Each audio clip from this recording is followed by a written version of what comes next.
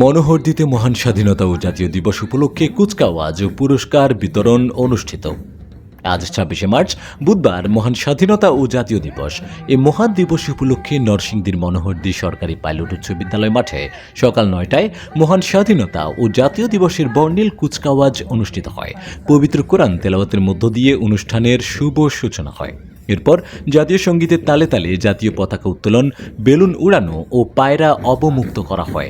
এ সময় অভিবাদন মঞ্চে উপস্থিত থেকে কুচকাওয়াজে সালাম গ্রহণ করেন উপজেলা নির্বাহী অফিসার এম এ মুহাইমিন আল জিহান, উপজেলা সহকারী কমিশনার ভূমি মোহাম্মদ সজীব মিয়া, মনোহরদী থানার ভারপ্রাপ্ত কর্মকর্তা ওসি আব্দুল জব্বার ও উপজেলা সাবেক ভাইস চেয়ারম্যান মাওলানা জাহাঙ্গীর আলম।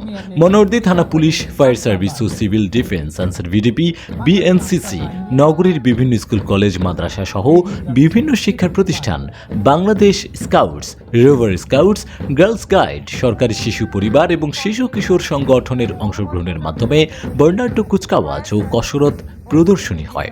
উক্ত কুচকাওয়াজ ও কসরত প্রদর্শনী শেষে বিজয়ীদের মাঝে পুরস্কার বিতরণ করা হয়। এ সময় মনোহরদী উপজেলার নানান শ্রেণী পেশার ঊর্ধ্বতন কর্মকর্তাবৃন্দ ও উপস্থিত ছিলেন। আনিকার নেতৃত্বে দীপ্ত পায়ে এগিয়ে যাচ্ছে। সহকারী উপস্থিতি অভিবাদন মঞ্চ